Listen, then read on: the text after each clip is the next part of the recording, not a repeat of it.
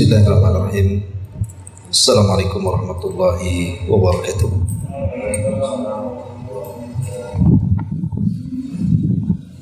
Alhamdulillah wassalatu wassalamu ala rasulillah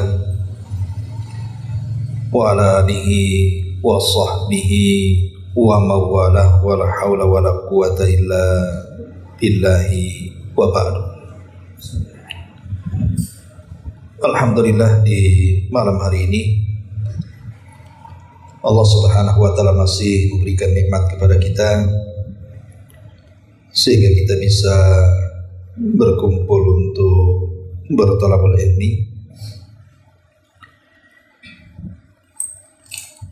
dan tentunya kita akan meneruskan kajian yang sangat penting dalam hidup kita, Kitabut Tauhid. Ulama mengatakan syaraful ilmi bi syarafil ma'na. Mulianya sebuah ilmu itu karena yang dipelajari itu sangat mulia, dan tidak ada yang lebih mulia melebihi mempelajari tauhid. Dan kita sudah masuk pada bab keempat dari Kitabut Tauhid, tentang babu al-khawfi minasyirki.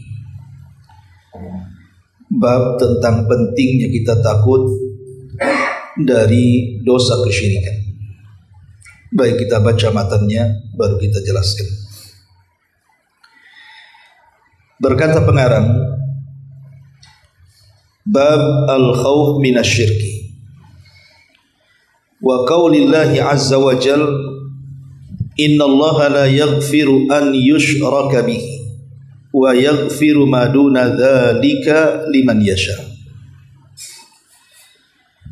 Wa qala al-Khalil alaihi salam wajnubni wa baniya an na'budal asnam. Wa fil hadithi akhwafu ma akhafu alaikum asyirkul asghar. Fasu'ila anhu faqala ar-riya. Wa Ibni Mas'ud radhiyallahu an anna Rasulullah sallallahu alaihi wasallam qala man mata wa huwa yad'u min dunillahi niddan dakhala an-nar. Rawahu al-Bukhari wa li Muslimin an Jabir radhiyallahu an anna Rasulullah sallallahu alaihi wasallam qala man laqiyallaha la yushriku bihi syai'an dakhala al-jannah. Wa man laqiyahu yusyriku bihi syai'an dakhala an-nar. Bab pentingnya kita takut dari kesyirikan. Firman Allah Subhanahu wa taala dalam surah An-Nisa ayat 48, sesungguhnya Allah Subhanahu wa taala tidak akan mengampuni siapapun yang menyekutukan dengannya, dan mengampuni dosa selain itu bagi yang dikehendakinya. Dan berkata Al-Khalil, maksudnya Ibrahim alaihi salatu wassalam, yang dicantumkan dalam surah Ibrahim 35, Ya Rabb, jauhkan diriku dan anak keturunanku dari menyembah berhala. Dan disebutkan dalam hadis yang dikeluarkan Al-Imam Al-Bukhari dan yang lainnya, sesuatu yang paling aku takutkan menimpa kalian adalah syirik kecil. Kemudian Nabi ditanya apa itu, maka Rasul mengatakan riya. Kemudian dari Abdullah bin Mas'ud radhiyallahu an, Nabi sallallahu alaihi wasallam bersabda, barang siapa yang mati dan dia sedang menyeru selain daripada Allah sebagai tandingan, maka dia masuk neraka. Dan ini lafaz daripada Bukhari. Adapun lafaz dari Muslim, dari hadis Jabir, semoga Allah meridainya, Nabi bersabda, barang siapa yang berjumpa dengan Allah, dia tidak menyekutukan Allah dengan apapun, maka dia akan masuk surga. Dan barang siapa yang berjumpa dengan Allah dan dia menyekutukan Allah dengan sesuatu, maka dia masuk neraka. Ma'asyiral muslimin yang dimuliakan Allah Subhanahu wa taala, ini di antara matan dari bab yang kita akan kaji. Baik, kita akan bahas dalilnya satu persatu. Di sini Allah Subhanahu wa taala berfirman di dalam surah An-Nisa, "Innallaha la yaghfiru an yushraka bihi wa yaghfiru ma duna dzalika liman yasha." Sesungguhnya Allah tidak akan mengampuni dosa orang yang menyekutukan dengannya dan mengampuni dosa selain itu bagi yang dikehendakinya. Dari ayat ini kita tahu bahwa dosa yang paling besar dari seluruh dosa adalah kesyirikan. Kenapa kemudian syirik ini sebesar-besarnya dosa sampai tidak diampuni pelakunya? Pertama, karena kesyirikan itu adalah bentuk tasbih, di mana Allah Subhanahu wa taala diserupakan dengan makhluknya, dan ini sebuah pelecehan. Tidak mungkin Allah disamakan dengan makhluknya. Makhluk ini lemah, sementara Sang Pencipta itu kuat. Makhluk ini fakir, sementara Sang Pencipta itu kaya. Makhluk ini tidak berdaya, sementara Sang Pencipta itu kuat. Bagaimana akan disamakan antara zat yang maha kuat, perkasa, kaya dengan makhluk yang hina, lemah dan tidak perkasa?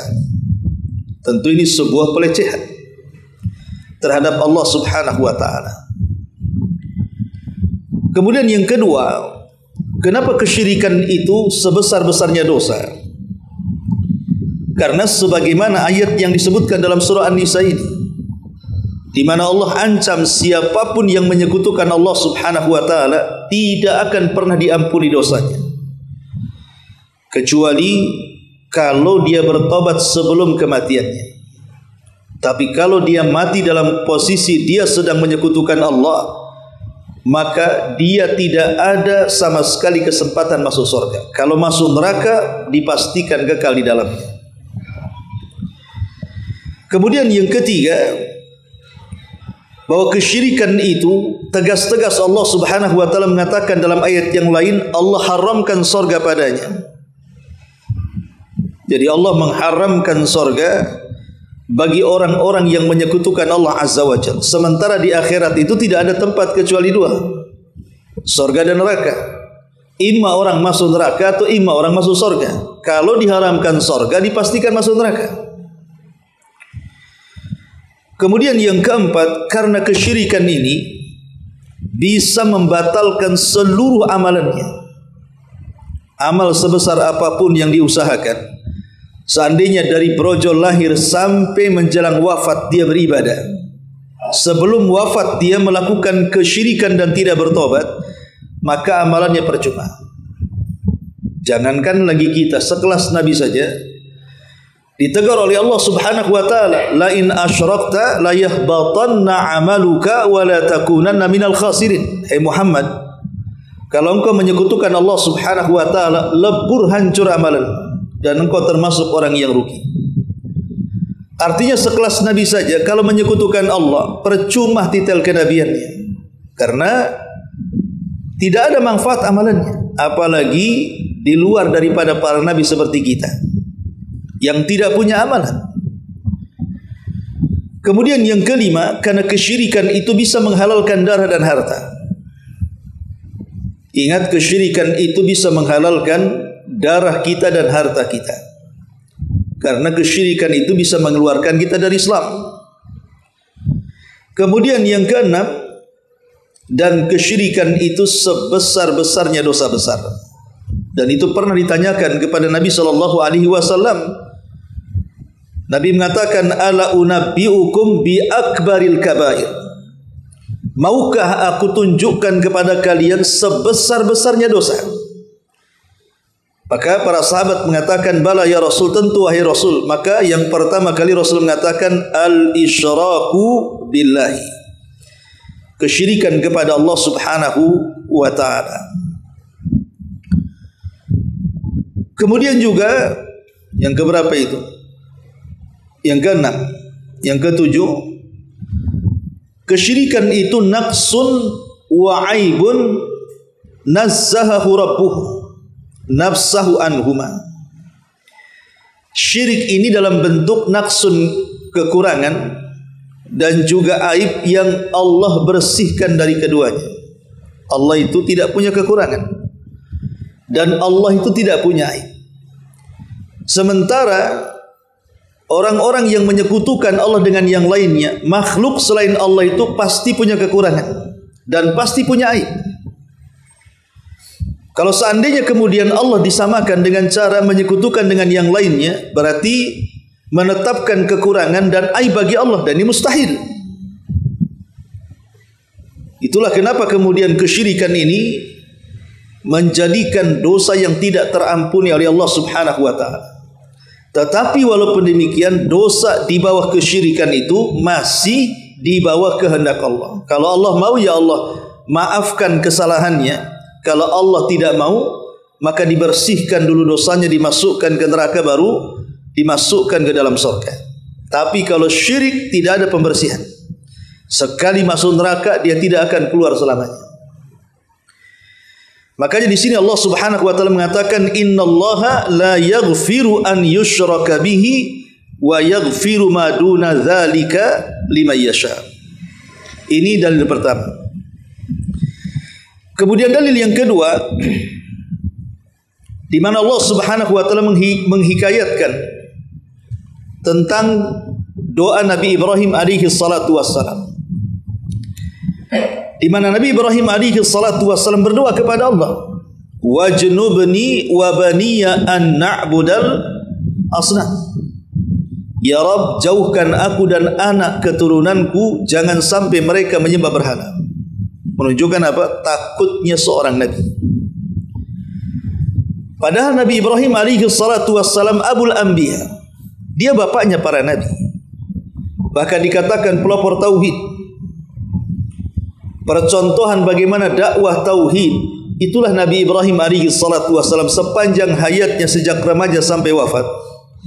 Semua kisahnya bicara soal tauhid, baik yang dicantumkan dalam Al-Quran atau dalam kitab-kitab sebelumnya. Makanya Nabi Ibrahim itu nabi yang digandrungi semua umat. Yahudi mengatakan Ibrahim itu nabi kami. Orang-orang Nasrani mengatakan Ibrahim itu nabi kami. Maka Allah Subhanahu wa taala bantah dalam Al-Quran, ma kana Ibrahimu yahudiyan wala nasraniyan. Ibrahim itu bukan Yahudi, Ibrahim itu bukan Nasrani, walakin hanifan muslimah. Tapi dia seorang yang hanif, yang lurus dengan tauhid, dan dia seorang yang memasrahkan dirinya kepada Allah Azza wa Jalla.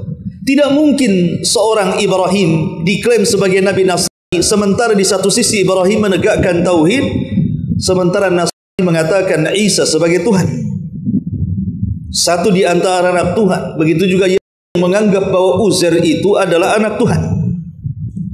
Mustahil satu mendakwakan tauhid sementara yang lain menyelisih tauhid.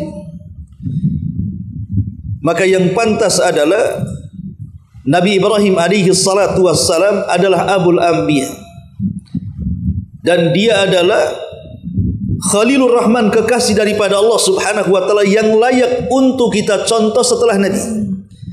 Makanya satu-satunya Nabi selain Nabi sallallahu alaihi wasallam yang diperintahkan Allah untuk diikuti adalah Nabi Ibrahim.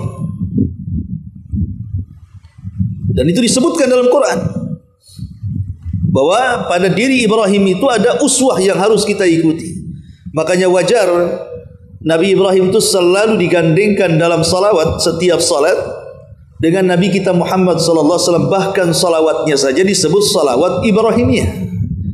Allahumma salli ala Muhammad wa ala ali Muhammad kama sallaita ala Ibrahim wa ala ali Ibrahim.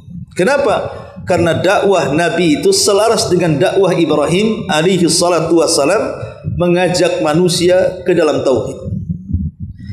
Lah Nabi Ibrahim alaihi salatu wassalam berdoa kepada Allah saking takutnya dengan kesyirikan, sesuai dengan babnya, bab takut dengan kesyirikan.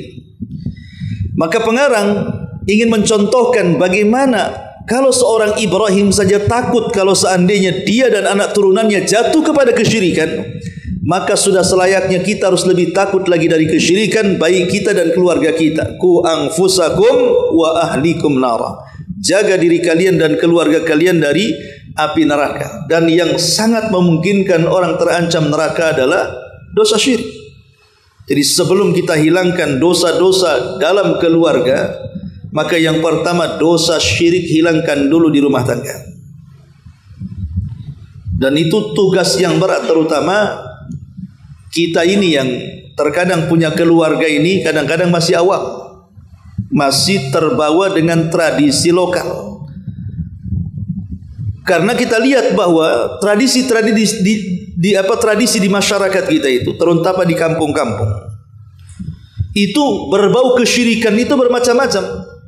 Yang namanya khurafat itu ya. Kemudian juga kesyirikan-kesyirikan tanpa sadar. Mereka menganggap bukan kesyirikan padahal kesyirikan. Mereka menganggap biasa. Mereka tidak sadar bahwa Islam sudah lepas dari badannya. Kalau dulu, saya masih ingat, saya masih kecil, tidak tahu sekarang ya. Jadi orang yang hamil 7 bulan itu biasanya dimandi kembangkan kan. Saya ada tradisi begitu. Kemudian di situ terkadang dibuat janur kuning. Kemudian ditancap apel lagi di situ. Kemudian ada telur yang diinjak. Saya ada di kampung antum kayak gitu. Itu apa namanya itu? 7 bulanan. Masih ada ya? Iya, dulu itu hampir kalau sudah ada orang hamil mesti ada acara. Kalau di Jawa Barat biasanya nanti bawa kendi isinya uang recehan gitu. Kemudian dibuang ke atas, nanti dikeprok, kemudian sibuklah orang-orang itu rebutan uang receh. Itu zaman dulu ya, sekarang enggak mungkin. Tapi pernah saya bertanya tentang filosofisnya. Kenapa mesti ada janur kuning di situ? Ada apa khurafatnya di sini? Karena kalau janurnya tidak kuning, itu tidak bisa, harus kuning. Dan tidak bisa diganti daun lain, daun kelapa, umpamanya daun talas gitu kan, tidak bisa, harus janur. Dan buahnya pun harus apel. Rupanya di situ ada khurafatnya. Alasannya apa? Terkadang di situ ada kelapa lagi. Kelapa ini rupanya diukir, kemudian digambar seperti pewayangan. Dan biasanya yang diukir di kelapa itu konon katanya itu wayang Arjuna. Di situ tuh. Ya. Filosofisnya mereka mengatakan, kenapa janur kuning? Supaya anak yang keluar itu kulitnya kuning, gak hitam. Semana pula orang-orang yang di daerah yang memang turunannya kulit hitam tuh, apa bisa jadi kuning tuh? Ya kalau daerah Jawa Barat ya memang putih-putih anaknya.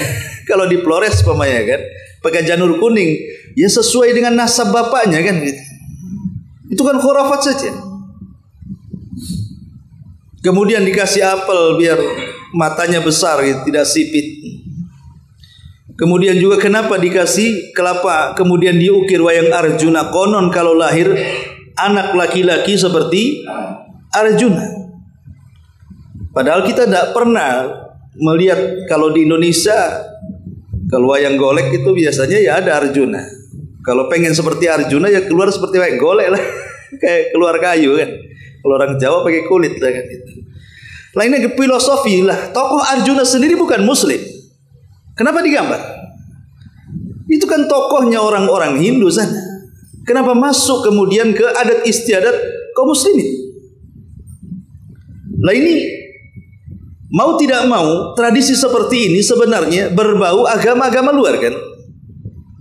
Boleh jadi mungkin karena Islam datang belakangan, Hindu Buddha memang sudah duluan kan gitu, sehingga terkontaminasi dengan ajaran-ajaran lama. Dari sini ingin saya katakan bahwa pengaruh-pengaruh budaya itu, sadar ataupun tidak, terkadang ada orang yang hanya mengatakan kan itu budaya saja. Masa salah? Bukankah kita perlu kemudian menjaga budaya kita? Iya, Islam tidak melarang kalian mengembangkan budaya. Siapa bilang budaya jahiliyah kalau yang baik sama Rasul dipertahankan? seperti menjamu tamu, itu budaya jahiliyah. Tapi itu kan dipertahankan oleh Nabi SAW, karena itu sebuah kebaikan. Tapi budaya ini kalau sampai berbau kesyirikan, mungkinkah dipertahankan? Maka tidak mungkin, karena akan membawa bencana masalahnya. Karena di antara banyaknya bencana di mana-mana itu disebabkan karena dosa, dan tidak ada dosa yang lebih besar melebihi dosa kesyirikan, ikhwan. Makanya wajar kalau Nabi Ibrahim alaihi salatu wassalam sampai meminta kepada Allah agar dirinya dan seluruh anak turunannya jangan sampai menyembah berhala. Mungkin berhala di zaman jahiliyah itu jelas patungnya Lata, Uzza, Manat, Hubal, Naif, Saif dan Nailah dan yang lainnya gitu. Tapi boleh jadi mungkin berhala-berhala di zaman sekarang pun berbeda. Karena di zaman sekarang ini berhala makin berkembang, kan uang saja bisa jadi berhala, perempuan bisa jadi berhala, laki-laki bisa jadi berhala, semua bisa jadi berhala. Ketika seseorang kemudian melebihkan kecintaan kepada selain Allah, berarti selain Allah yang dilebihkan kecintaannya, rasa takutnya, harapannya sama dengan membuat tandingan dengan Allah Subhanahu wa taala. Itulah berhala. Makanya Rasul sampai mengatakan ta'isa abdu dinar, celaka hamba-hamba dinar itu. Lihat bagaimana Rasul mengatakan celaka hamba-hamba dinar. Artinya dinar, dirham, rupiah, dolar, ringgit dan yang lainnya bisa menjadi sesembahan selain Allah. Karena Rasul yang mengatakan celaka hamba-hamba uang. Berarti uang bisa menjadi Tuhan dan kita menghambakan kepada mereka. Kemudian ta'isa abdul khamisah, celaka hamba-hamba pakaian, hamba-hamba busana. Artinya pakaian saja bisa menjadi Tuhan selain Allah, dijadikan sesembahan, kan begitu. Ya kalau zaman dulu lah mungkin, zaman sekarang persis seperti yang disabdakan Nabi. Zaman dulu sampai kepada binatang-binatang, kan gitu ya. Orang dulu suka itu melihara burung perkutut. Kadang-kadang suaranya makin bagus, hokinya makin banyak. Berkembang ke ikan lohan, makin besar nong-nongnya, makin hokinya makin besar. Macam-macam dulu kan cerita-cerita, akhirnya banyak kemudian mitos-mitos dan khurafat-khurafat berbau kesyirikan di situ. Seolah-olah apa? Hoki itu datang dari makhluk, padahal hoki itu datang dari Allah. Sial itu datang dari makhluk, padahal sial juga ciptaan Allah. Ma'asyiral muslimin yang dimuliakan Allah Azza wa Jalla. Jadi di sini pelajarannya, dalil yang kedua, Nabi Ibrahim meminta kepada Allah untuk dijauhkan dari kesyirikan dia dan anak turunannya. Satu hari Abu Bakar Siddiq radhiyallahu anhu datang kepada Nabi. Kemudian mengatakan, "Ya Rasulullah, ajarkan doa yang bisa aku panjatkan dalam salat agar aku bisa terbebas dari kesyirikan." Maka Nabi SAW mengatakan, "Kalau begitu wahai Abu Bakar, bacalah doa ini, bacalah selepas salat. Baca dalam zikir salat. Kalau engkau membaca doa ini, kupastikan kau terhindar dari kesyirikan." Kemudian Rasul mengajarkan Abu Bakar doa, "Allahumma inni a'udzubika an usyrika bika wa ana a'lam wa a'udzubika bima la a'lam." Katakan wahai Abu Bakar, saya berlindung kepada Allah dari kesyirikan yang saya ketahui atau dari kesyirikan yang saya tidak ketahui. Maka Abu Bakar pun kemudian melanggengkan doa ini. Maka sudah sepantasnya kalau sekelas Abu Bakar saja takut dengan kesyirikan sampai minta doa supaya terhindar dan terlindung dari kesyirikan, mestinya kita harus lebih berdoa lagi jangan sampai masuk dalam perkara kesyirikan ini. Ini dalil yang kedua. Dalil yang ketiga, pengarang kemudian menyebutkan beberapa hadis Nabi SAW. Pertama, hadis Nabi SAW, "Akhwafu ma akhafu alaikum asyirkul asghar." Fasu'ila anhu faqala riya. Kata Nabi SAW, sesuatu yang paling aku takutkan dan yang paling aku khawatirkan menimpa kalian adalah syirik kecil. Rasul ditanya, apa yang dimaksud syirik kecil di sini wahai Rasul? Maka Rasul mengatakan yang dimaksud syirik kecil adalah riya. Riya itu bagian daripada syirkul asghar. Bahkan dalam riwayat, syirik jenis ini ketika menempel di badan manusia itu tidak bisa dirasakan kapan datang dan kapan pergi. Sampai Rasul mengistilahkan syirik seperti ini seperti semut hitam yang berjalan di batu yang sangat licin dan berwarna hitam di tengah kegelapan malam, serba hitam. Bisa nggak kita lihat semutnya? Udah hitam semutnya, nemplok di batu hitam, tengah malam pula, tak pakai senter, ditengok, kira-kira nampak nggak semutnya? Nggak akan nampak, batunya pun tak nampak. Seolah-olah Nabi SAW ingin mengatakan bahwa syirik jenis ini terkadang tahu-tahu ada saja pada badan kita. Terkadang kita ibadah ini awalnya ikhlas, tahu-tahu riya saja. Awalnya ikhlas ingin sedekah, tahu-tahu riya saja. Itu sering terjadi. Makanya sering saya contohkan kemarin kan, terkadang ada orang yang mudah terpancing akhirnya melakukan riya. Sebenarnya dia ingin ikhlas karena Allah. Tolong ya, saya ingin nyumbang nih untuk pembangunan masjid, pesantren, yayasan. Tapi jangan tulis nama saya. Tulis saja di papanan Abdullah, Abdullah, Abdullah. Kan bagus. Dia menyembunyikan nama kan. Karena kalau sudah Abdullah hamba Allah, kan siapa saja. Orang tidak tahu siapa yang menyumbang kan. Pamannya karena pengurusnya ingin laporan, sehingga harus dicantumkan nama. Dia sudah tidak mau, tidak usah ambil saja. Saya percaya dengan Allah dan dengan kamu, saya percaya, ambil saja. Tapi kemudian karena pengurusnya mengatakan oh tidak bisa, harus ditulis nama. Ya sudah, kalau harus ditulis nama, tulis saja Abdullah, hamba Allah, hamba Allah, hamba Allah. Sebenarnya niatnya sudah ikhlas dan sudah benar jalurnya itu, sehingga orang tidak tahu siapa yang menyumbangkan. Tapi masalahnya ketika dia disentil, antum ini usaha lancar, saya lihat cabang di mana-mana, mobil pun baru, kok tak nampak nama antum di papan tuh. Ya. Mulai datang, kok tak tahu hamba Allah itu siapa? Lah, paham nggak? Kadang-kadang sebenarnya kan awalnya sudah ikhlas kan? Dia sudah ikhlas sebenarnya, sudah bagus lurus hamba Allah, bahkan pada awalnya nggak mau disebut namanya. Tapi ketika kemudian disinggung orang, mulai rianya. Kok tak tahu hamba Allah yang 10 tuh. Nah kadang-kadang makanya kenapa Rasul mengistilahkan seperti semut hitam berjalan di batu hitam di tengah kegelapan malam. Karena datangnya itu tiba-tiba saja. Tiba-tiba dia datang. Atau terkadang pamannya seseorang kemudian dihabarkan, akhi antum kenal si Anu enggak? Kata pengurus masjid itu, kenal itu tetangga saya, usahanya Masya Allah gitu. Ya memang dia, saya tahu walaupun dia tukang jual es keliling, tapi Masya Allah beliau baik.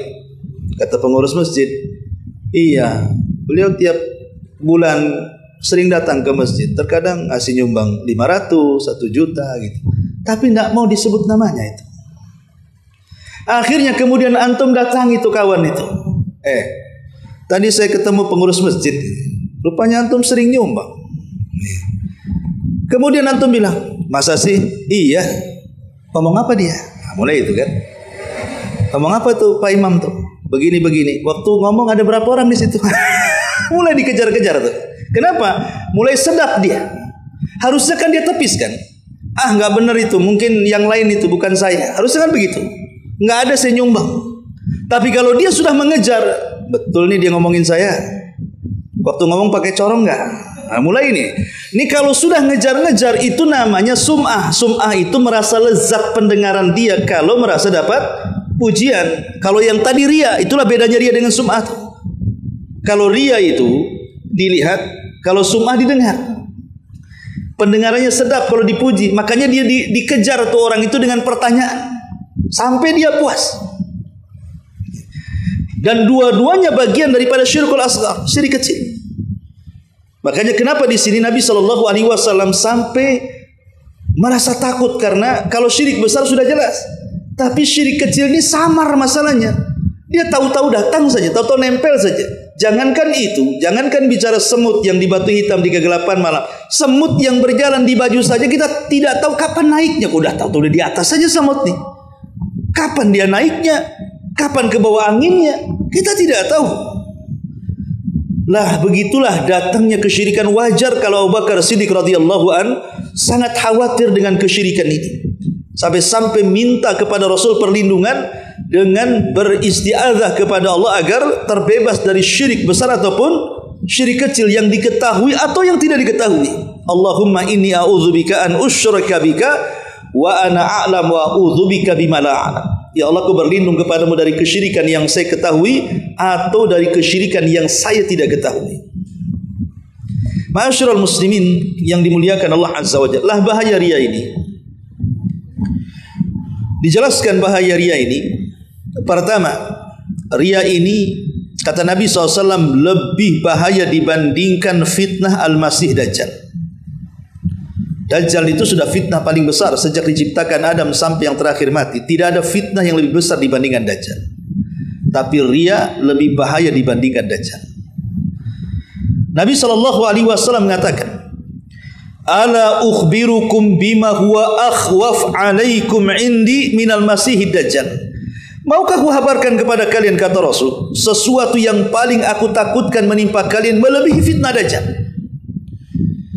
Maka sahabat mengatakan, tentu wahai Rasul.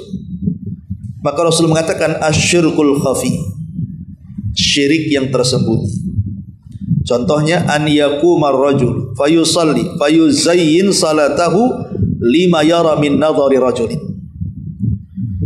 Seseorang laki-laki yang menegakkan salat, kemudian dia hiasi salatnya hanya karena ingin dilihat manusia. Boleh jadi kalau makmum, untuk riya mungkin bisa saja terjadi, tapi jarang. Kalau salat berjamaah itu yang banyak memungkinkan riya biasanya imam.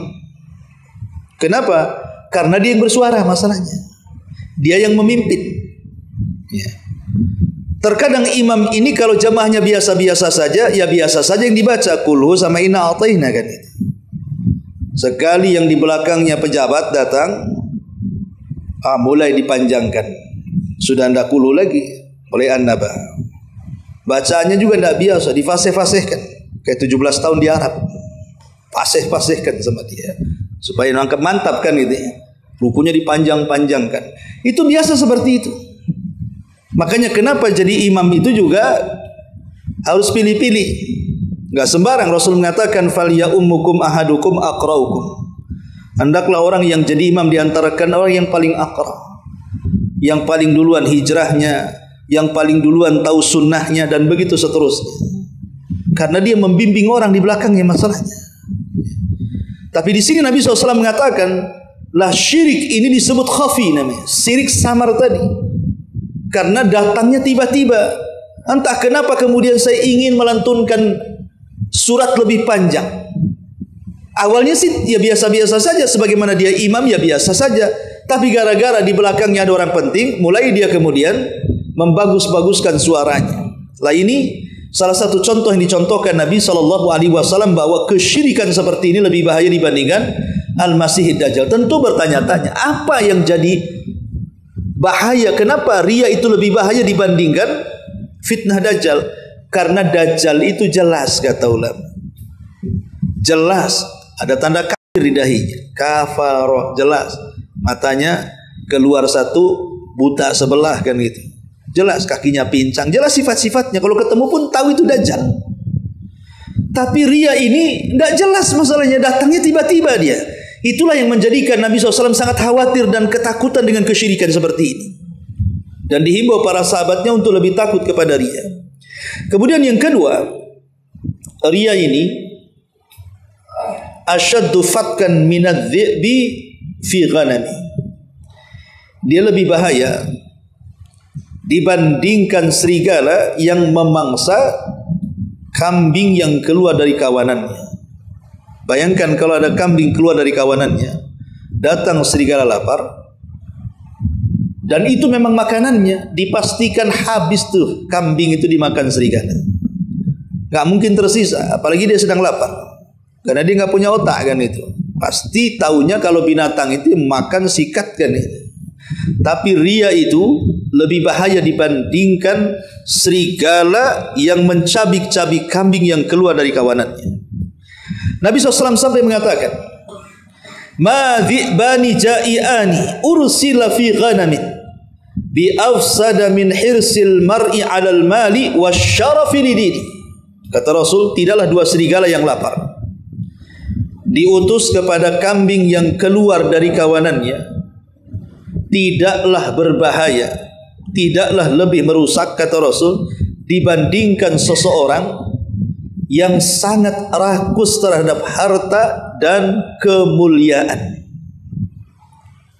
Rakus terhadap harta dan kemuliaan. Seseorang biasanya ria itu karena apa? Karena kaya.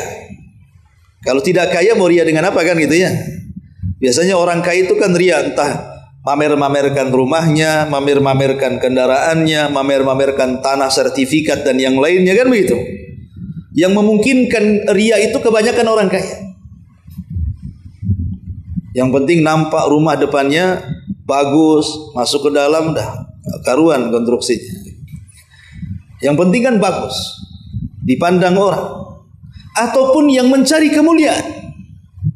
Mencari kemuliaan, pamannya di RT, RW atau apa gitu kan. Terkadang orang itu tidak mau menyebut namanya, titelnya lu yang disebut. Kenalkan, saya RT di sini. Kan itu. Ya kalau maksudnya adalah memang dia ingin menyelesaikan sebuah kasus, tidak ada masalah. Tapi kalau semua orang biar tahu saya tokoh di sini, itu jadi ria jadinya. Jadi ria. Nabi SAW saja ketika mengetuk pintu sorga, apa kata Jibril? Kata malaikat Ridwan, man, siapa? Rasul tidak mengatakan saya Nabi, saya Rasul, tidak. Ana Muhammad, saya adalah Muhammad. Awaqad uhiya ilai, apakah sudah diwahyukan kepadamu? Kata Rasul, iya. Maka malaikat Ridwan mengatakan, wallahi, Allah tidak memerintahkan untuk membuka pintu sorga kecuali dirimu. Maka dialah orang yang pertama kali membuka pintu sorga. Ana awal man aftatihu babal jannah. Sayalah orang yang pertama kali membuka pintu sorga, kata Nabi. Lihat, Nabi saja dia tidak menyebut detailnya kan, dia sebut namanya.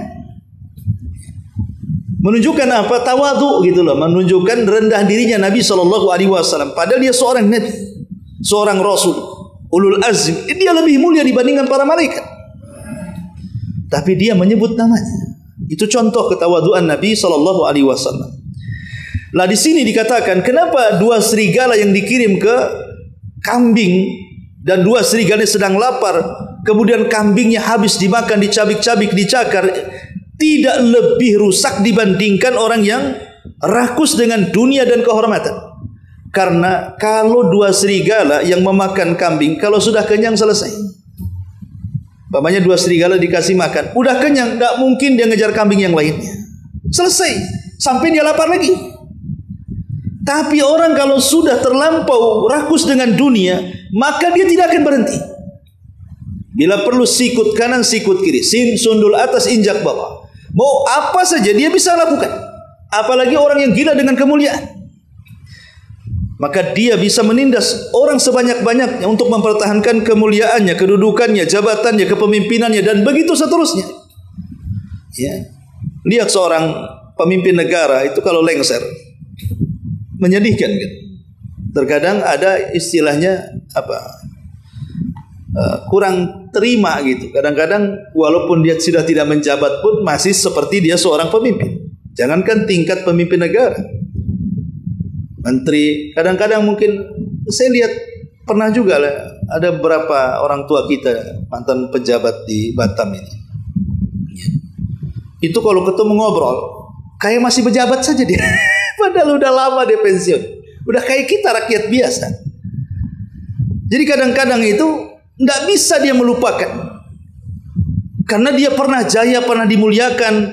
Ya, kalau keluar itu sudah ada protokolnya. Silahkan Pak, itu kursinya paling depan apa macam-macam kan. Sekali dia jadi rakyat biasa, ya paling belakang. Akhirnya setiap ketemu yang ngobrolnya dulu, mulai itu dulu saya itu darinya keluar kan. Dia pengen dipuji, dia itu punya sejarah. Lah ini kalau sudah seperti ini kan apa nama penyakitnya? Ma'asyiral muslimin yang dimuliakan Allah Azza wa Jalla.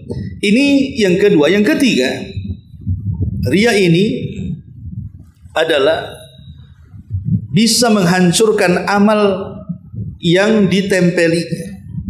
Lain dengan syirik besar, itu menghancurkan semua amal ya. Kalau riya itu ya yang ditempelinya saja. Pamannya sholat 5 waktu, zuhur, asar, maghrib, isya, ikhlas diterima. Giliran subuh riya, ya hari subuhnya saja nggak dapat pahala gitu maksudnya. Dan ini kebiasaan buruk. Riya ini kebiasaan buruk karena riya ini biasanya dia tidak akan puas. Makanya sering ada istilah para ulama itu, orang yang riya ini sakit hatinya bukan di akhirat saja, di dunia saja sudah sakit hati. Kenapa di dunia dia sudah tersiksa hatinya? Karena orang yang riya ini haus pujian. Kalau sedikit pujian, sakit hati dia. Contoh mamanya antum nyumbang ke pondok saya Jabalul 100 juta Ustaz, pembangunan kamar mandi akhwat. Jadi saya cuma WA, ya syukran akhi jazakallah khairan. Mulai dongkol. Ustaznya apa? Kok nggak panjang mujinya? Di grup kok nggak ada nama anak. Mulai dia sakit hati. Kalau kayak gini 1 juta aja nak kirim. Mulai ada penyesalan tuh. Dia udah sakit hati duluan. Orang yang riya ini sakit hatinya karena memang diawali ketidakikhlasan. Nah, akhirnya ketika kurang pujian sakit hatinya. Di dunia saja tersiksa dia. Maka hidupnya tidak akan pernah tenang orang riya. Di akhirat apalagi. Ketika Allah Subhanahu wa taala panggil dia, seolah-olah dia membawa pahala, kata Allah, jangan ambil balasan dari saya, kata Allah. Cari orang yang engkau harap pujiannya di bumi, kau minta balasan kepada dia. Sanggup? Nggak akan sanggup. Jadi di dunia tersiksa, di akhirat lebih tersiksa lagi. Maka ikhlaskan niat dalam beramal. Kemudian juga di antara bahaya riya, disebutkan oleh para ulama juga, adalah menyebabkan tentang azab yang ada di akhirat. Bahkan bisa mewarisi kehinaan dan juga mengharamkan pahala yang sangat besar. Baik, ini masalah riya, karena sekali lagi masalah riya ini luar biasa ya. Beramal karena manusia, riya. Meninggalkan amal karena manusia juga riya. Dua-duanya riya. Antum sering ke masjid 5 waktu. Akhirnya dipanggil Pak Haji sama orang. Wih, udah jadi Pak Haji nih. Pak Haji aja nggak rajin. Kau lebih daripada Pak Haji nih. Lebih daripada Ustadz. Mulai dia pikir, iya juga ya. Kalau saya sering ke masjid gak enak juga dibilang Pak Haji. Udahlah, kurangi saja. Mengurangi ke masjid gara-gara ucapan orang, riya. Sering ke masjid meraih pujian orang, riya juga. Mengharapkan pujian orang, riya. Jadi dua-duanya riya dia sebenarnya. Orang sedekah nih, sering sedekah. Akhirnya sama kawannya dipuji. Masya Allah, orang luar biasa. Orang kaya aja nggak seperti antum. Antum memang dermawan luar biasa. Wah, bla bla bla bla, anu macam-macam. Akhirnya antum berpikir, ya juga ya kalau sering nyumbang gak enak juga ucapan orang. Akhirnya kemudian nyumbangnya dikurangi karena ucapan orang. Ini juga riya. Jadi riya itu meninggalkan amal karena manusia riya, mengamalkan sebuah amal karena manusia juga riya. Dua-duanya riya. Makanya saya katakan serba salah di sini. Maka yang penting adalah beribadahlah. Soal kemudian orang memuji kita, alhamdulillah. Enggak muji pun tidak ada masalah. Karena hati orang yang ikhlas itu tidak mungkin berubah. Orang yang ikhlas itu kata para ulama, qalbul mukhlis la tataghayyar. Hati orang ikhlas itu tidak akan berubah. Mau dipuji tidak besar hidung, mau dicela pun tidak akan merasa terhina hidupnya. Dia akan tetap seperti itu. Adapun kalau seandainya dia haji, memang tidak ada niat dipanggil Pak Haji. Tiba-tiba masyarakat manggil Pak Haji, dia tidak ada keinginan untuk dipanggil, maka Rasul mengatakan busyral ajid. Itu namanya kabar gembira yang disegerakan di dunia. Terima saja. Kalau memang kita tidak ada niat untuk dipuji atau dipuji orang, itu namanya busyral ajil kata Rasul. Kabar gembira yang disegerakan di dunia sebelum akhirat. Tapi kalau niatnya tidak ingin dipuji tapi dipuji. Tapi kalau sudah ingin dipuji ya sudah jadi riya. Ma'asyiral muslimin wal rahimakumullah. Baik, itu di antara hadis yang ketiga. Kemudian hadis yang keempat.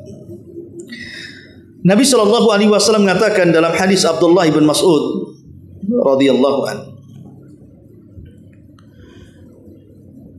An Abdullah bin Mas'ud radhiyallahu anhu anna Rasulullah sallallahu alaihi wasallam qala, dari sahabat Abdullah bin Mas'ud radhiyallahu anhu, sabiqunal awwalun, orang-orang yang pertama masuk Islam, Abdullah bin Mas'ud, dan dia orang yang dikenal dengan Qur'annya, sehingga Rasul merekomendasikan kalau ingin belajar Quran, belajar kepada Abdullah bin Mas'ud, karena dia punya suara yang luar biasa, persis seperti suara Jibril saat membaca Quran dari dengar Nabi. Jadi suara Abdullah bin Mas'ud sampai dikatakan oleh Rasul kepada Umar dan Abu Bakar, wahai Abu Bakar, wahai Umar, kalau engkau ingin mendengar suara Jibril saat membaca Quran, dengar suara Ibnu Ummi Abdin, maksudnya Abdullah bin Mas'ud. Memang sahabat luar biasa, sabiqunal awwalun, hijrah 2 kali ke Habasyah, kemudian juga ke Madinah.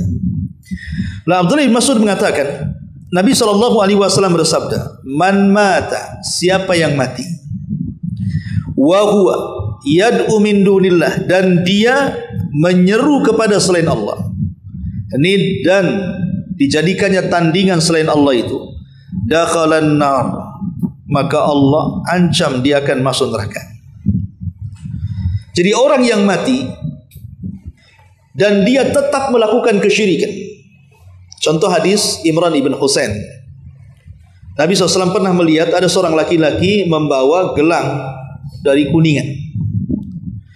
Kemudian Rasul mengatakan inziha, buang, suruh dibuang. Dan Rasul memberikan alasannya, untuk apa kau pakai itu? Maka orang ini mengatakan minal wahina, saya ini punya penyakit lemah wahai Rasul, maka dengan memakai gelang ini saya berharap sakit saya sembuh. Kata Nabi SAW, inziha, buang. Kemudian Rasul mengatakan, fa innaha la taziduka illa wahna, kupastikan kalau gelang itu masih di tanganmu, kau bukan makin sembuh, kau makin sakit, kata Nabi. Kau akan makin lemah. Kemudian Rasul mengatakan, fa imitta wa hiya 'alaika ma aflahta abada, kalau gelang itu masih ada di tanganmu dan kau mati, engkau tidak akan selamat, kata Nabi. Engkau tidak akan selamat. Ulama mengatakan yang dimaksud tidak selamat di sini, apakah secara mutlak dia tidak akan selamat masuk ke dalam sorga dan dimasukkan ke neraka dan dikekalkan, ataukah bagaimana? Maka para ulama menjawab, lihat kepada keyakinan kita kepada gelang. Kalau dia meyakini bahwa gelang itu yang membawa manfaat dan mencegah madarat, dia nafikan Allah di dalamnya, maka dia kalau mati dan gelang itu masih di tangannya dan masih diyakini seperti itu, masuk neraka tidak akan keluar. Kenapa? Karena dia masuk kepada syirik besar. Tapi kalau dia masih meyakini Allah yang kasih sembuh dia, Allah yang kasih obat dia, tapi gelang ini hanya sebab saja, maka itu hanya syirkul asghar, syirik kecil saja. Maknanya sekecil-kecilnya syirik kecil tetap besar dosanya dibandingkan zina, membunuh dan begitu seterusnya. Dan dia kalau masuk neraka memang lama di neraka, tapi masih ada kesempatan masuk surga. Kenapa? Karena dia tidak sampai kepada syirik besar. Jadi kalimat Rasul, maaflah ta'abada, engkau tidak akan selamat, maksudnya lihat kesyirikannya. Apakah selamat, tidak selamat secara mutlak, ataukah hanya nisbi saja? Ia masuk neraka tapi ada kesempatan masuk surga, tapi intinya masuk neraka. Kan ngeri. Makanya di sini Nabi mengatakan, siapa yang mati sementara dia menyuruh kepada selain Allah sebagai tandingan, maka dia akan masuk neraka. Persis seperti hadis Imran bin Husain tadi. Kata Rasul, kalau gelang itu masih di tanganmu, engkau tidak akan selamat. Ya, dan rata-rata di masyarakat, terutama yang dakwah tauhid kurang masuk. Saya dulu pernah jalan-jalan ke Pulau Moro, ya, Samsul Saleh waktu itu musim durian kebetulan. Jadi saya lihat ada satu perkampungan di agak jauh sih dari pulau itu, pulau apa namanya? Banyak anak-anak kecil di situ. Rata-rata menggunakan gelang dari benang berwarna kuning, entah di leher, entah di kaki, entah di perut, hampir sampai ke bayi-bayi. Jadi saya penasaran waktu itu, nanya sama anak kecil tuh, ini gelang dari mana? Dia bilang bapaknya. Kemudian saya iseng saja tanya sama orang situ, kok anak-anak sini pakai gelang ya? Maksudnya dari benang itu. Dia bilang diambil dari kuburan keramat katanya. Setelah kuburan keramat, ya. Jadi ambil dari situ, ada juru kuncinya. Kok maksudnya apa ini? Jadi mereka mengatakan ini supaya anak-anak itu tidak mudah terkena penyakit. Anak-anak itu tidak mudah lemah katanya, alasannya. Nah, ini kan menjadikan benang seolah-olah bisa menangkal kesialan anak-anak dari penyakit kan. Padahal kita tahu bahwa kalau dalam dunia medis, ikhwan, dunia medis itu kan ada 3. Ya. Pertama, ada yang berdasarkan nas Quran dan juga sunnah bahwa sesuatu itu obat. Maka kalau memang sesuatu obat berdasarkan Quran sunnah, makan. Walaupun mungkin ya kadang bisa menyembuhkan, kadang tidak. Yang penting itu secara nas Quran dan sunnah obat, nggak apa-apa kita konsumsi. Seperti habatus sauda. Rasul mengatakan habatus sauda adalah obat setiap penyakit. Ya nggak apa-apa, kita coba saja. Sembuh nggak sembuh urusan Allah kan begitu. Karena memang hadis mengatakan seperti itu. Atau air zam-zam, ataupun minyak zaitun, ataupun berbekam, fasdu dan begitu seterusnya. Itu kan ada nasnya. Kalau ada nasnya, coba saja, tidak ada masalah, tidak ada hukumnya. Karena berobat itu mubah saja kan itu. Kemudian yang kedua, memang tidak ada Quran, tidak ada sunnah menyuruh kita untuk berobat, tapi ada penelitian pakar. Entah dia pakar dari kedokteran, dari farmasi, dari herbalis, dari memang praktisi kesehatan, mungkin meneliti akar tumbuhan tertentu bisa mengobati ini itu. Ya, seperti mamanya brotowali atau kumis kucing atau apa gitu ya. Diteliti gitu. Kalau ini makan ini atau sirih kuning atau sirih hijau atau apa istilahnya dalam dunia herbal itu kan. Dan setelah ada penelitian memang bisa mengobati walaupun tidak secara mutlak. Ya ada yang sembuh, ada yang tidak, tapi umumnya bisa sembuh. Maka kalau ada penelitian seperti ilmiah nggak masalah, jadikan itu obat karena ada penelitian ilmiah. Yang ketiga, ini Quran Sunnah tidak mengatakan ini obat, penelitian juga tidak pernah diteliti, tiba-tiba muncul ini obat, ini jadi masalah. Seperti benang yang tadi saya katakan, pernah diteliti, setahu saya benang itu di tukang jahit, ya kan? Kalaupun dijual ya di toko-toko tailor kan, di rumah di apotek mana antum bisa beli benang di sana kecuali benang untuk operasi. Ya. Lah sesuatu yang tidak ada nas Qurannya, sesuatu tidak ada yang penelitian ilmiah tiba-tiba kemudian dijadikan obat, itu namanya menjadikan sebab yang bukan sebab namanya. Menjadikan sebab yang bukan sebab, menjadikan sebab kesembuhan padahal bukan sebab kesembuhan, itu maksudnya. Berarti syirik kecil yang seperti ini masuk pada syirik kecil dan akan berubah menjadi syirik besar kalau dia bukan hanya menjadikan sebab, tapi zat benang itulah yang mendatangkan manfaat dan madarat. Ini bukan sebab lagi, ini syiriknya udah tinggi lagi. Kenapa?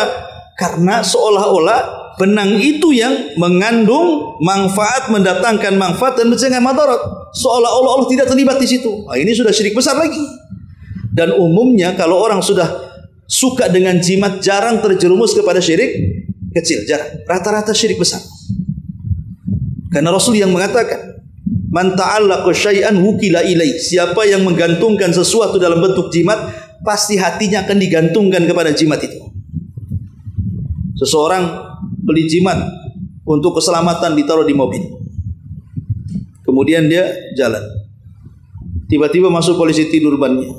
Hampir guling. Tuh kan gara-gara jimat tak dibawa. Boleh kan? Tergantung. Jimatnya gara-gara. Padahal dia kecelakaan memang di situ ada lubang. Betapa banyak kan orang-orang kafir nggak pakai jimat saja nyantai mereka. Kenapa kita orang Muslim yang pakai jimat kemudian seolah-olah apa ini gara-gara jimat nih siap? Nah ini terjadi seseorang yang terkadang menggadaikan akidahnya kepada selain Allah. Maka di sini Rasul mengatakan barang siapa yang mati dan dia menyuruh kepada selain Allah dipastikan masuk neraka. Dan dalil yang terakhir keluarkan oleh Imam Muslim dari hadis Jabir radhiyallahu an, Rasul mengatakan man laqiya Allah la yusyrik bi syai'an dakhalal jannah wa man laqiyahu yusyrik bihi syai'an dakhalan nar. Siapa yang berjumpa kelak pada hari kiamat dengan Allah dia tidak menyekutukan Allah sama sekali, maka dia akan masuk surga. Tentu kalimat masuk surga ada dua cara. Direct masuk surga tanpa singgah di neraka, ataupun boleh jadi singgah dulu di neraka, baru kemudian setelah bersih dosanya masuk ke dalam surga. Itu maksudnya dakhulul jannah. Tapi barang siapa yang nanti pada hari kiamat berjumpa dengan Allah, kemudian dia menyekutukan Allah dengan sesuatu, maka dia masuk neraka. Masuk neraka juga ada dua di sini.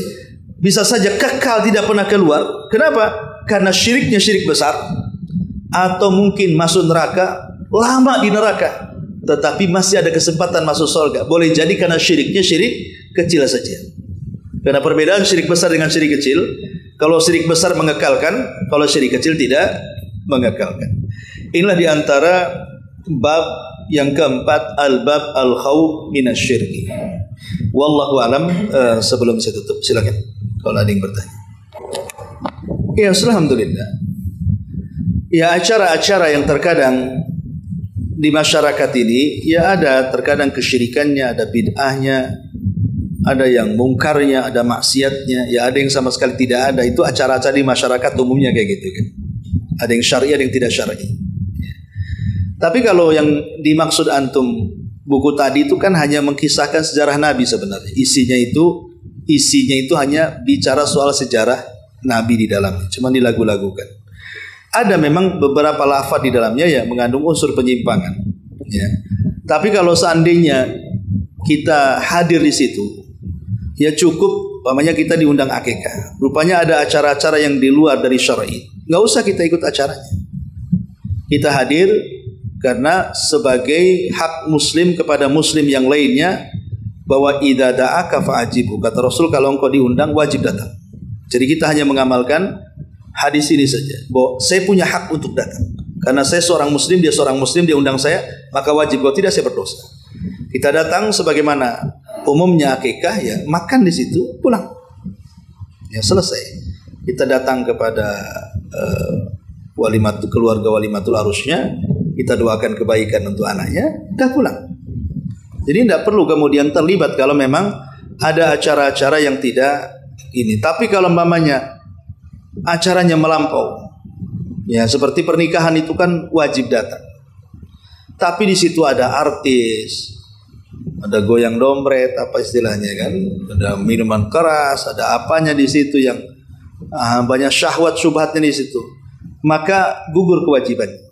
Antum tidak datang pun tidak ada masalah, karena antum menjaga agama. Ya.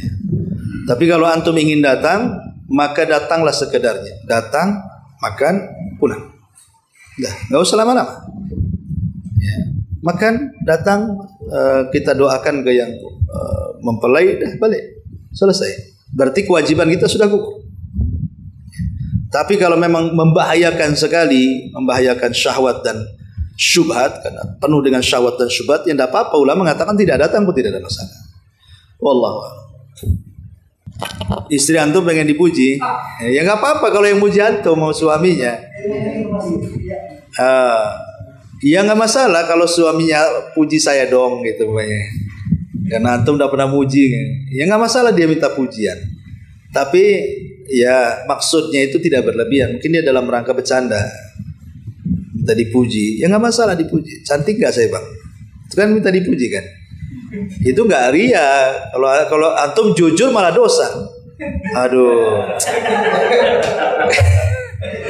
sakit hati malah istrinya kan.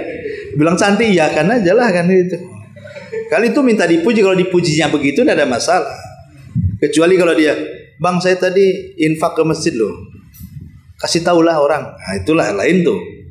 Nah itu sudah lain, dah jatuhnya ke ria amalan kan. Tapi kalau di rumah, semana bang makanan saya, baju saya cocok nggak warna dengan kulit saya? Ya nggak ada masalah, itu kan minta dipuji. Bohong pun tidak ada masalah, tidak berdosa. Karena dusta yang dibolehkan itu juga dusta dalam keharmonisan rumah tangga, selama tidak berlebihan.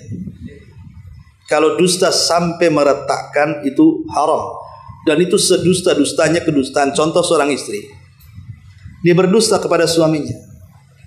Bang, itu suami tetangga itu kalau saya pulang dari pasar selalu nengokin saya bang. Padahal tidak pernah. Atau mungkin sekali-kali dia nengok. Geramlah suaminya kan. Orang ngajar, masa dia istri saya mau lecehkan. Nah, itu tidak boleh kalau dusta seperti itu. Itu bisa meretakkan rumah tangga kan. Maksudnya dusta antara suami istri saja dalam rumah. Nah, minta dinilai istri habis mungkin naro-naro barang. Gimana bang, ini bagus nggak nih? Lemari taruh sini, meja taruh sini.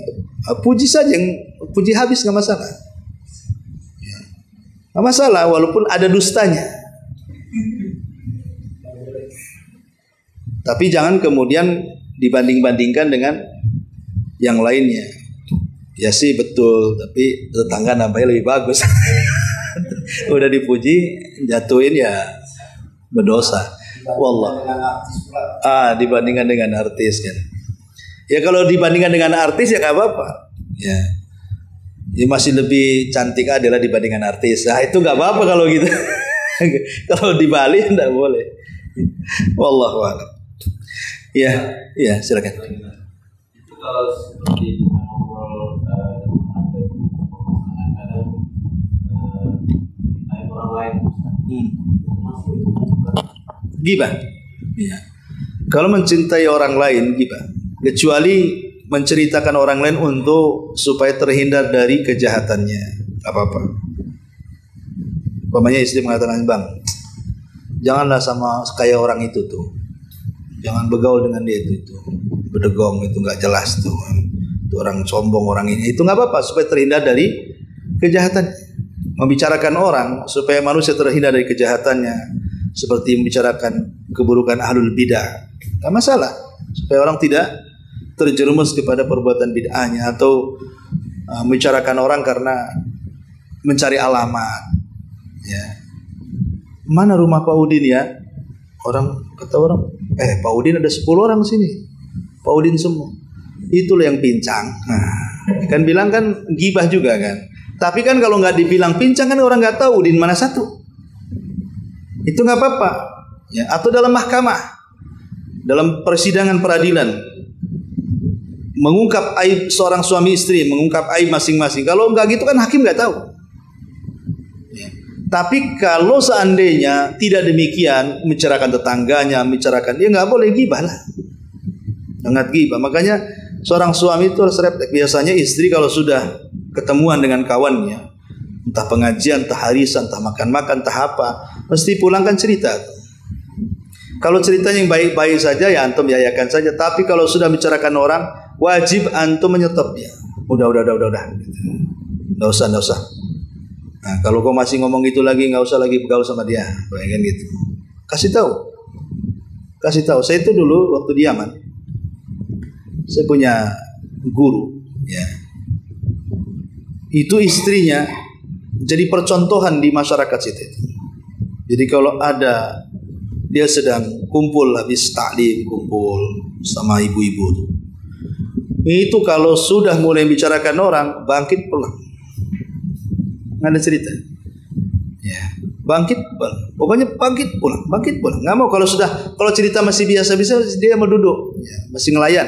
Tapi kalau satu bicarakan orang, berdiri pulang dan terkenal seperti itu. Jadi dia betul-betul lisannya dijaga dan kupingnya pun tidak mau mendengar gibahan orang.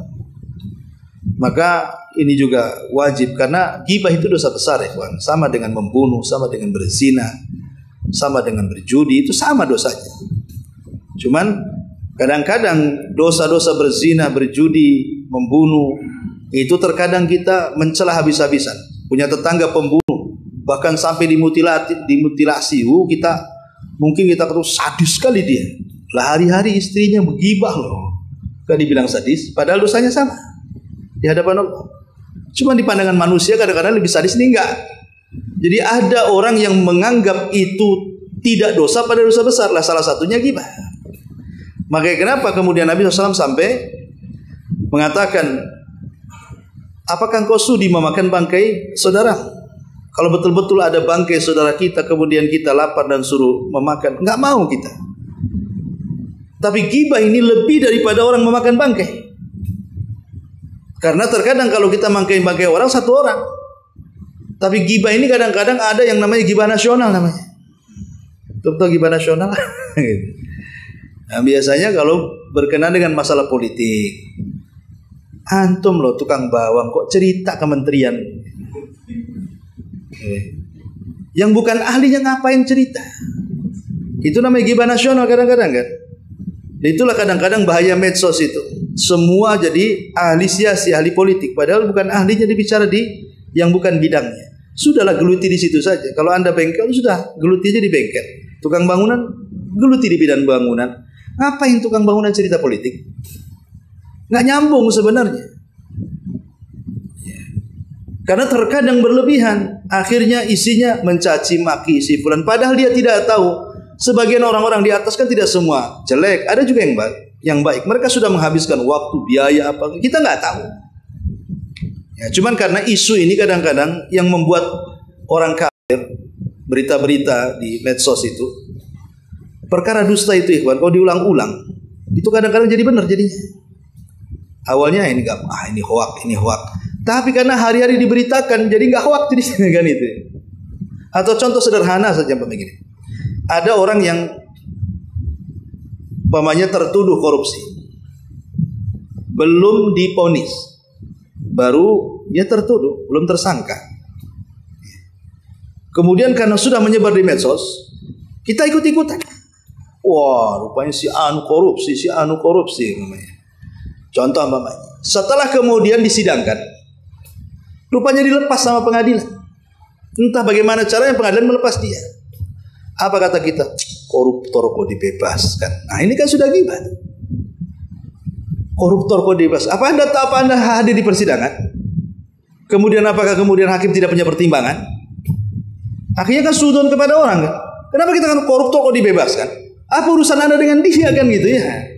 Kalau seandainya dia korupsi, dia akan menanggung dosa rakyat Indonesia. Dia orang yang paling bangkrut pada hari kiamat. Yang nuntut dia bukan satu orang. Satu Indonesia nuntut dia di depan Allah. Karena bagaimanapun dia makan uang rakyat kan. Itu urusan dia dengan Allah Azza wa Jalla. Kenapa kemudian kita katakan seperti itu? Dan kalau tidak, kemudian kita menuduh, berarti kita sudah menggibah dia. Kapan kita minta maafnya sama dia? Maka sebaiknya sudahlah, kita sibukkan dengan sesuatu yang bermanfaat saja. Wallahu a'lam. Baik, sampai di sini. Subhanaka bihamdika asyhadu an la ilaha illa anta astaghfiruka wa atubu ilaik. Allahu taala alam. Assalamualaikum warahmatullahi wabarakatuh.